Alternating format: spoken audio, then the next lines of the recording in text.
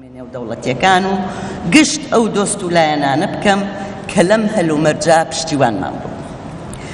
هەروەها بە پێویستی ئەزانم ئاماژە بەم بە ڕۆڵی ماندوونە ناسانەی وەزارەت و دامەزراوەکانی حکوومەتی هەرێم و کوردستان و گشت دامەزراوە فەرمیەکانی دیکەی هەرێم و ڕێکخراوەکانی کۆمەڵگەی مەدەنی لە کاری بێوچانیان بۆ بە ڕێنگاربوونەوەی تونگوتیژی دژی ئافرەت.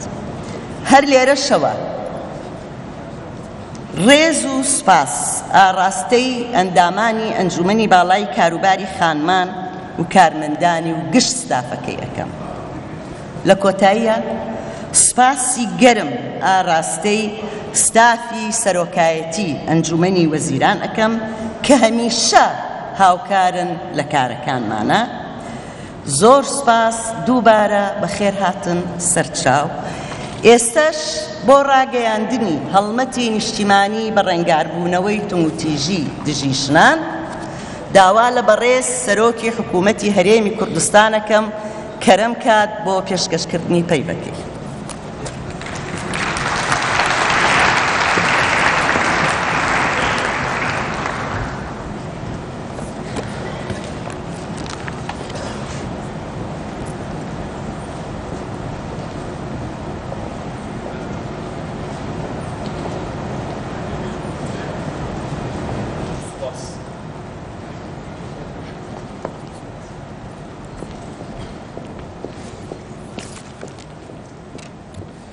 میوانە بەڕێزەکان، ئامادەبوانی خۆشەویست، بەیانیتان باش، هەموو لایەکتان بەخێر بێن. بەخێر بێن بۆ ڕێوڕەسمی ڕاگەیاندنی هەڵمەتی نیشتیمانی ئەم ساڵمان بۆ بنبڕکردنی تونوتیژی دژی ژنان لە هەرێمی کوردستاندا. ئەم ساڵ هەشتەمین ساڵە ئێمە لە هەرێمی کوردستان هەڵمەتی نیشتیمانی ڕادەگەینین. هەشتەمین ساڵە هاوشانی حکوومەت و ڕێکخراوەکانی کۆمەڵگەی مەدەنی لە سەراسەری جیهان ئیرادەی سیاسیمان دووپات دەکەینەوە و بە ئامانجی نەهێشتنی توندوتیژی ژنان کار و چالاکیەکانمان چرتر دەکەینەوە. ئەم ساڵ بە پێویستی دەزانم دەرفەتی زیاتر بڕەخسێنین بۆ بە خۆداچوونەوە و گفتوگۆ لە دوای ڕاپەڕینەوە. سەرەڕای کۆمەڵێ دەستکەوت و کاری گرنگ لەسەر ئاستی سیاسی و یاسایی، سەرەڕای هەندێ بەرەو پێشچوونی بەرچاو ئێمە دەبینین کە توندوتیژی کۆتایی نەهاتووە و بەردەوامە. بۆیە سەرەڕای پەنجەخستنە سەر بەرەو پێشچوونەکانمان دەبێ گفتوگۆ و هەڵوەستە لەسەر ئەو کۆسب و تەگەرانە بکەین کە ڕێگر بوون لە بنبڕکردنی توندوتیژی لە هەرێمی کوردستاندا. هەر لە سەرەتای کارەکانماندا ئێمە ئەم مەسەلەیەمان لە سەروی ئەجندای کاری خۆمان داناوە و بە بڕواوە ئیشمان لەسەر ئەم ئەجندایە کردووە، چونکە باوەڕمان وایە کە دابینکردنی ئاسایش و یەکسانی و دادوەری باشترین دەروازەن بەرەو کوردستانێکی ئازاد و ئارام بۆ سەرجەم هاوڵاتیان لە هەرێمی کوردستاندا. هەر لەم باوەڕەوە بەڕاوێژکاری و گوێگرتن لە پسپۆر و چالاکوان و داکۆکیکارانی یەکسانی و مافی مرۆڤ کارمان کردووە بۆ چاکسازی یاسایی و سیاست و استراتیژیشمان دامەزراندووە. لە ڕووی یاساییەوە هەر وەکو دەزانن لە کۆتایی ساڵەکانی 90 تا ئێستا کۆمەڵێک مادەی هەردوو یاسای سزای عێراقی و یاسای باری کەسێتمان گۆڕیوە و چەند یاسایەکی هاوچەرخ و شارستانیشمان دەرکردووە. ئێستا لە هەرێمی کوردستان کوشتنی ژن جا بە هەر باساوێک بێ وەک هەموو کوشتنێکی دیکە مامەڵەی لەگەڵ دەکرێت، نەک بە گوێرەی ئەو مادە یاسایانەی سزای عێراقی کە تاوانباران بە کوشتنی ژن بە حکمی سووک سزا دەدرێن. هەروەها فرەژنی لە هەرێمی کوردستان بە پێی یاسا تا ئاستێکی بەرز سنووردار کراوە. یاسای ژمارە 8 بەرەنگاربوونەوەی توندوتیژی خێزانی ساڵی 2011 هەنگاوێکی دیکە بوو بەرەو دابینکردنی یەکسانی و دادوەری کۆمەڵایەتی. هەروەها پێش ئەو یاسایانەش پەرلەمانی کوردستان یاسای ژمارە 6 ساڵی 2008 دەرکرد کە تایبەتە بە بەکارهێنانی ئامرازەکانی پەیوەندیکردن و مۆبایل و ئەنتەرنێت. ئەم یاسایە هەنگاوێکی سەردەمیانە بوو بۆ پاراستنی ئافرەت لە هەڕەشە و شەڕفرۆشتن و هەوڵی کەسانی بەدکار لە ڕێگەی تەکنۆلۆژیای مۆدێرنەوە لە ڕێگەی مۆبایل و ئینتەرنێتەوە بۆ زراندنی ناوبانگی ئافرەت کە زۆر جار بۆتە هۆی ئەو پەڕی توندوتیژی و گۆشەگیری و تەنانەت کوشتنیش ڕوویداوە. ئەمانە هەمووی لەسەر ئاستی یاساییدا ئەنجام دراون. دەزانین لەسەر ئاستی جێبەجێکردن وەک پێویست کار نەکراوە. ئێمە لەمە بە ئاگاین و لە هەوڵی بەردەوام داین بۆ باشترکردنی مێکانیزم و پرۆسەی جێبەجێکردن. هەروەها خوشحاڵم لێرە ئاماژە بە هەوڵ و تێکۆشانی کۆمەڵێک ژنی چالاک و خەمخۆر و بەتوانا بدەم کە پێداچوونەوەکانیان کردووە بۆ سەرجەم ئەو یاسایانە و لە کۆیدا کەم و کۆڕیەکانیان بەدی کردووە. هەوڵی داڕێشتنی برگە و یاسای ئەلتەرنەتیڤیان داوە. ئەمانەیان لە یادداشتێکی تایبەت بۆ ئێمە ناردووە تا کاری لەسەر بکەین. زۆر سوپاسی ئەو خانمە بەڕێزانە دەکەم و سەرفەرازم کە دەبینیم هەمومان پێکەوە بەڕاوێژ و گفتوگۆ و کاری مەدەنیانە هەوڵی باشترکردنی دۆخی وڵات و هاوڵاتیانمان لە هەرێمی کوردستان دەدەین. ئێمە کار لەسەر ئەو پرۆژانە دەکەین و بەدیهێنانی ئامانجی ئێوەی بەڕێز وەک بەدیهێنانی ئامانجی خۆمان لە قەڵەم دەدەین. لە ڕووی سیاسەت و ئستراتیجیەوە کارەکانمان دەیسەلمێنن کە ئێمە هەر لە سەرەتاوە بەکردەوە و بە شێوەیەکی سیستەماتیک کارمان لەسەر ئەم پرسە گرنگەی کۆمەڵگە کردووە.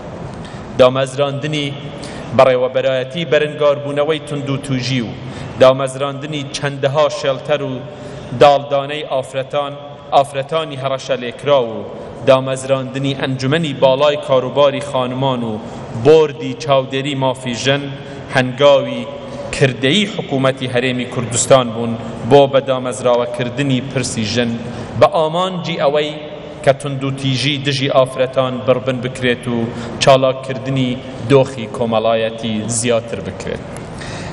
لە پێداچوونەوەی ئستراتیجیەت و کارەکانماندا خوشحاڵ بووم کە ببینم ئەم دەستگایانە ڕۆژانە کاری پێویست و گرنگ ئەنجام دەدەن بۆ گەیشتن بە ئامانجەکانمان. لێرە بنامەوێ باسی یەکە بە یەکەی کار و دەستکەوتەکانمان بکەین. ئەمە ئەرکی ئێمەیە وەک حکوومەتی هەرێم کە بە دەنگ هاوڵاتیانی خۆمانەوە بین و لە هەر شوێنێک توندوتیژی و نادادپەروەری هەبێت کار بکەین و هەوڵ بدەین بۆ بنبڕکردنی. هەروەکو گوتم لە پێداچوونەوەی دۆخەکە دەبینم کە توندوتیژی لە هەندێک شوێن کەم بۆتەوە بەڵام کۆتایی نەهاتووە. لێرە بە پێویستی دەزانم هەڵوەستە لەسەر ئەو کۆسپ و تەحەدایانە بکەم کە ڕێگر بوون لەوەی ئێمە ئامانجی خۆمان بە تەواوەتی پێکبینین و توندوتیژی لە ناو خێزان و بەرامبەر بە ژنان بنبڕ بکەین یاخۆت کەمی بکەینەوە. دیارە ئەمەش بە مەبەستی ئەوەیە کە لەم 16 ڕۆژە تایبەتەی هەڵمەتەکەدا گفتوگۆ و کاری هاوبەش و باش دەکرێت و چارەسەری گونجاویش دادەنرێت. هەر لە سەرەتای دەستپێکردنەوە کۆسپ و تەگەرە لە بەردەم کارەکانمان لەسەر ئەم پرسە جەوهەریە هەبووە. گەشەکردنی بیرروباوەری توندڕەوی ئائینی و گرۆپە تۆریستەکان کە هەمیشە بەرامبەر هەوڵی پێشکەوتن خوازان دەوەستنەوە تەحەدایەکی سەرەکی بوو لە بەردەم کارەکانمان. سەرهەڵدانی داعش و هێرشەکانی بۆ سەر خاکی کوردستان و داگیرکردنی شنگال و شەڕ لە سنوورەکانمان دۆخەکەی تاڕادەیەکی زۆر بەرەو ئاڵۆزی و توندڕەوی برد. بە خۆشحاڵیەوە کوردستان ئەمڕۆ گەورەترین هێز بووە بۆ بەرەنگاربوونەوە و شەڕ لە دژی داعش لە شنگار و کۆبانی و گوێڕ و مەخمور و تۆزخورمات و هەموو شوێنەکانی تری کوردستان. سەرکەوتنیشمان لە پاراستنی خاکی کوردستان و ڕزگارکردنی شنگال سەرکەوتنی هێزی پێشکەوت و خوازە بەسەر جەهل و تێرۆریزمدا. بەڵام دیارە داعش هەر ئەو جیهادیە چەکدارە تۆرۆریستیە توندڕەوانە نین کە بە چەک ڕووبەڕووی هێزی پێشمەرگە دەبنەوە. ئەوان دزەیان کردوتە ناو کۆمەڵگە، نەک هەر لە کوردستان بەڵکو لە وڵاتانی ڕۆژئاواش. مەترسی گەورەی ئەو خانە نووسوانەهێنیانەی داعش کە بیر و باوەڕی توندڕەوانە دژ بە یەکسانی و ئازادی مرۆڤ بڵاو دەکەنەوە و مێشکی گەنجانمان دەشۆنەوە. سەرەڕای ڕێز و پێزانینم بۆ ڕۆڵی ئەرێنی مامۆستایانی ئاینی دەربارەی ئەم پرسە، بەڵام زۆر نیگەرانم کاتێ دەبینم بە ناوی ئاین و لە مزگەوتەوە هەندێک کەس سوکایەتی بەژن دەکەن و بە ناوی چالاکوانان و ناوی چالاکوانان دەزڕێنن. ئەمە ئەو تند و تیژیانەیە کە ئێمە هەر لە سەرەتاوە لە بەرامبەریاندا هوشیار بووین و یاسای ژمارە 6مان بۆی دەرکردووە و لەگەڵ لایەنە پەیوەنددارەکان کارمان کردووە بۆ جێبەجێکردنی. بەڵام دەبێت زۆر لەوە زیاتر بکەین بۆ بنبڕکردنی بیری داعشی و تندڕەوی لە هەرێمەکەمان. مامۆستایانی ئاینیش داوایان لێ دەکەم کە زیاتر ڕۆڵی خۆیان ببینن بۆ ئاشتەوازی خۆیان بۆ بانگەوازی ئاشتی خوازانەی خۆیان بگێڕن و بە گوتار و بەکردەوە چەمکە سەردەمیانەکان بەرجەستە بکەن. هێرشەکانی داعش بۆ سەرخاکی کوردستان و قەیرانەکانی سووریا و عێراق کێشەیەکی دیکەی مرۆیی گەورەیە بۆ هەرێمی کوردستانی دروست کردووە. ئەویش کێشەی ئاوارە و پەنابەرە. ئەمڕۆ کوردستان بۆتە شوێنی پاراستنی نزیک لە 1,700,000 ئاوارە و پەنابەر. مایەی خوشحاڵیە کە توانیمانە مامەڵەیەکی مرۆیی و باش لەگەڵ ئەو کەیسە بکەین و شوێنی حەوانەوە و خزمەتگوزاری پێویستیان بۆ دابین بکەین. بەڵام دیارە ئەمە فشارێکی زۆر گەورەیە بۆ سەردۆخی کوردستان لە ڕووی ئابووری و کۆمەڵایەتی و سیاسیەوە کە دروستی کردووە. ژن و بەها مرۆڤیەکان هەمیشە قوربانی سەرەکی جەنگ و ئامانجی ئەو دەستە و گروپانە بوون. خوشک و دایکانی ئێزیدیمان زەرەرمەندی زۆر گەورەی دەستی داعش و بیر و باوەڕی تەرۆریستی بوون. هەرچەندە پێشمەرگە قارەمانەکانمان توانیان شنگال ڕزگار بکەن کە ئەمە سەرکەوتنێکی گەورە بوو بۆ دەستهەڵات و هێزەکانی کوردستان. بەڵام دەزانین مەینەت و ئازار و ئەشکەنجەی خوشک و دایکە ئێزیدیەکانمان بە ڕزگارکردنی شنگار کۆتایی نایەت و دەبێ کاری زۆر گەورە بە ئەندازەی گەورەی ئەو تراژیدیانە بکەین کە کوردانی ئێزیدی بەرەو ڕووی بوونەتەوە. لێرەدا دەمەوێت دڵنیا بین، دڵنیاتان بکەمەوە کە ئێمە لە حکوومەت بەردەوام دەبین لەو کار و خزمەتەی هەر لە سەرەتاوە بۆ ئازادکردنی کچان و ژنانی ئێزیدی و دابینکردنی چارەسەر و خزمەتگوزاری بۆ تەواوی ئاوارە و پەنابەرەکان کردومانە. هەر لەم دۆخەناسکەدا بڕینی موچەی هەرێم بە شێوەیەکی تاکڕەوانە لەلایەن حکوومەتی عێراقەوە لە سەرەتای ساڵی 2014ەوە هاوڵاتیانی هەرێمی کوردستانی لە موچە و بژێوی ژیانیان بێبەر کرد. ئێمە زۆر هەوڵمانداک بە گفتوگۆ ئەم دۆخە چارەسەر بکەین. ئێستاش هەر بەردەوامین، بەڵام دەبێ خەڵکی کوردستان بزانن کە ئەمە گرفتێکی گەورەیە بۆ هەرێمی کوردستان و کە دروست کراوە و هاوڵاتیانی خۆشەویست دەبێ لەمە ئاگادار بن.